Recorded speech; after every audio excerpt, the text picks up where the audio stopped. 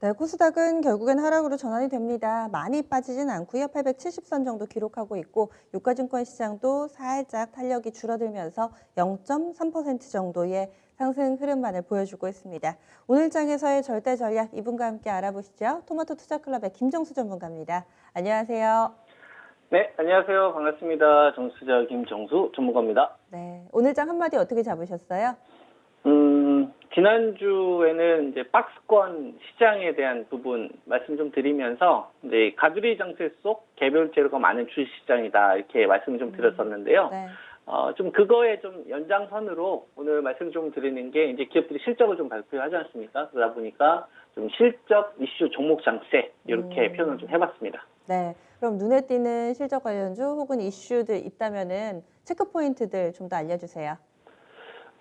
지금 시장에서 가장, 대들보 역할을 해주고 있는 기업은 두 개인 것 같아요. 첫 번째는 삼성전자. 삼성전자가 이번 이 주식시장에서 이제 박스권 흐름을, 유지하는 데 있어서 가장 좀 중요한 역할을 좀 하고 있다고 좀 보거든요. 그러니까 삼성전자 때문에 생각했던 것보다 이제 IT 반도체 쪽이나 이제 디스플레이, 그다음에 이제 경기 민감주 내에서 가장 시크릿컬 관련된 이 성격을 가지고 있는 섹터들이 생각했던 것보다 실적이 좋구나 라는 게 확인이 되면서 최악으로 갈 수 있던 이 투자 심리를 좀 브레이크를 걸었다라고 저는 보고 있고요. 여기에 이제 LG전자 같은 경우를 보면 우리가 코로나 사태 이후로 사실 많은 기업들이 어려움에 있지 않았습니까? 그러다 보니까 시장에서 거의 코로나 관련된 수혜주로 바이오 제약이나 이제 진단키트 관련된 이런 큰 이슈를 가지고 있었던 섹터들을 제외하고 대부분 이제 낙폭과대가 상당히 좀 심하게 좀 진행이 됐었는데요. 이제 경기 민감주 내에서도 이런 코로나 사태에서도 언택트 관련주가 아니면서도 실적이 잘 나올 수 있구나라는 거를 일단 LG전자가 보여준 것 같습니다. 그러니까 시장에서 크게 이제 걱정할 수 있었던 이런 요인들을 일단 LG전자도 실적이 발표가 되면서 상대적으로 우리나라 기업들이 잘하고 있구나. 이런 부분들이 투자 심리를 저는 만들고 있다. 저는 이런 부분으로 좀 보이거든요. 그래서 삼성전자와 LG전자의 어떤 주가의 어떤 이 흐름을 좀 보면서 LG 디스플레이 같은 경우도 보면 이번에 좀 3분기 흑자 전환이 예상이 되는데요. 그동안 실적이 굉장히 망가졌던 애들이잖아요. 그러다 보니까 실적에 대한 좀 안전하다라고 생각을 하는 심리가 좀 많이 반영이 될 것 같아요. 그래서 이거는 코스피 종합주가지수가 2,400선 좀 넘어섰다가 한 2,270선까지 한 180포인트, 190포인트 선 정도 급락 흐름을 좀 보였는데 이 박스권을 유지하려면 일단 시총 관련 대표 주식들이 대들보 역할을 좀 해줘야 됐는데 그 역할을 이번에 좀 해주고 있기 때문에 현재 구간에서는 종목 장세가 그래서 저는 이어지고 있는 거다. 이렇게 이제 저는 좀 판단을 좀 하고 있고요. 이 구간에서 전체적으로 시장의 매수세를 좀 일으킬 수 있을 만한 요인은 사실 크지 않습니다. 왜냐하면 미 대선 일정이 얼마 남지 않았죠. 11월 초고 또 이 구간 동안에 뭐 바이든 후보가 될 거냐, 그다음에 트럼프 대통령이 될 거냐에 따라서 뭐 이익, 그다음에 손해 보는 거 계속 나누는데 그거 자체 때문에 시장을 크게 들어올릴 수 있을 만한 요인은 되고 있지는 않지만 테마를 만들어 주더라. 시장에 어떤 재료를 계속 좀 던져주더라. 이게 지금 현재 시장의 저는 포인트라고 보거든요.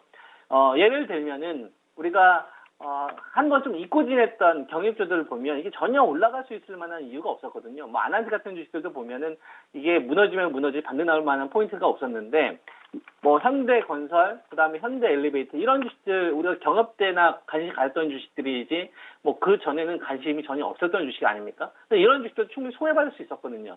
근데 이런 주식들도 다시 환기를 시킬 수 있을 만한 내용들이 좀 나오고 있더라. 테마를 만들어주려고 하더라.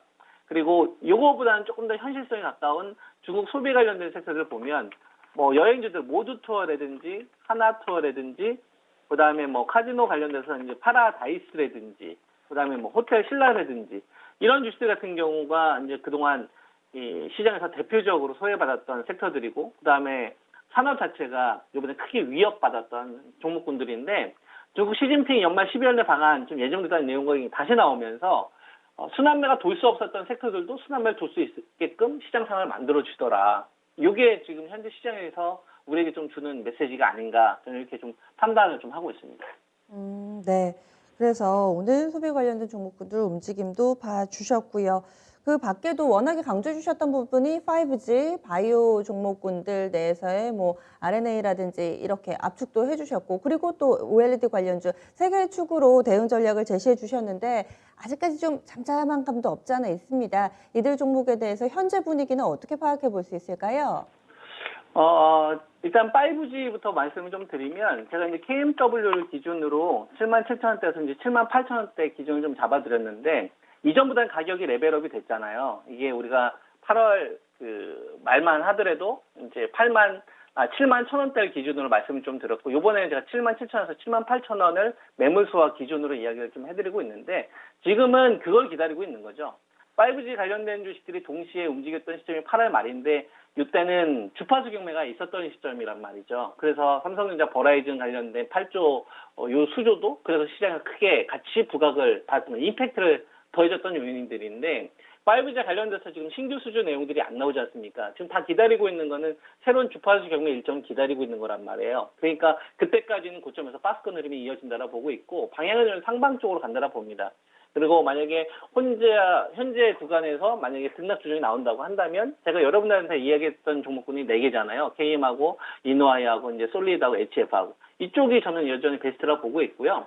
지금 얘들이 그동안 시장 5G에서 이제 좀 실적 관련되어서 좀 포커스를 맞춘다고 한다면, 바이오제약 같은 경우는 이제 뭐 삼성 바이오로직스나 셀테리온인데, 뭐 보시는 것처럼 시세가 터지지는 않습니다. 그냥 받쳐주는 역할을 하는 거고요.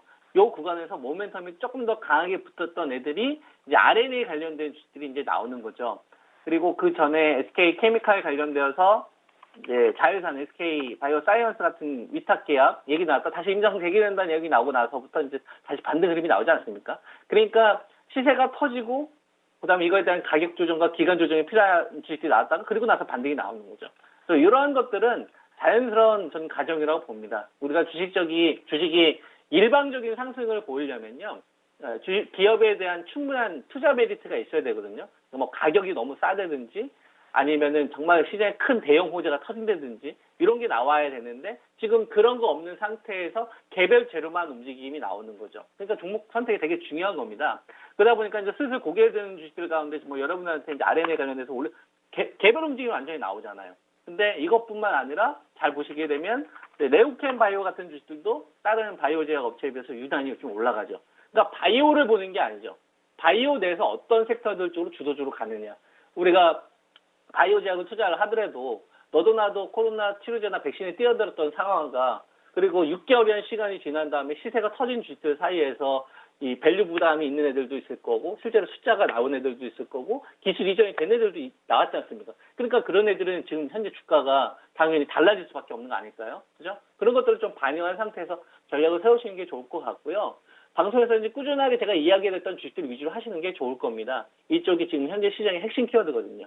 그래서 지금 바이오제약 관련되어서는 신약 플랫폼이 키워드고요. 그 중심에는 이제 위탁 생산이나 RNA 기반으로 계속 보시면 되겠고, 5G 관련된 주식도 계속 KMW가 대장이 돼야 돼요.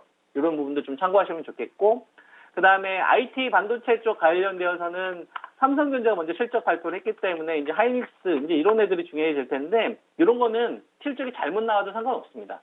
왜냐하면 주가에 반영이 안 됐었거든요. 개선될 거라는 기대를 안 하고 나쁠 거라 생각을 했기 때문에. 근데 이런 게 왜 중요하냐면, 이런 주식들 때문에 기술 반등이 나오기 힘들었던 섹터들이 기술 반등이 나올 수 있는 여건을 만들어주는 거예요. 그래서 우리가 대표주들을 그래서 보는 거거든요. 그래서 디스플레이 쪽 관련되어서 뭐 원익, 아이패스나 테스나 이런 애들도 보면 테스가 먼저 올라간 다음에 원익, 아이패스가 이제 바닥을 좀 다지고, 기간 조정이 보였던 ICD 가운데 슬슬 고개 들고 있는 BH 같은 주식들이 나타나고 있지 않습니까? 이런 것들이 이런 어떤 흐름들을 좀 반영하고 있는 거다, 이렇게 저는 보입니다. 그래서 경기 민감주 가운데서는 저는 OLED 섹터를 가장 좀 좋게 보고 있고, 5G와 관련된 부분들이나 바이오제약 관련되어서도 지금 현재 시장을 좀 고려를 해서 주도적으로 여러분들이 선택하고 집중한 전략이 효율적이지 않을까, 이렇게 말씀을 좀 드릴 수 있을 것 같습니다. 네, 알겠습니다. 참고할게요. 오늘 말씀 고맙습니다. 네, 반갑습니다. 네, 감사합니다. 네, 토마토 투자클럽 김정수 전문가였습니다.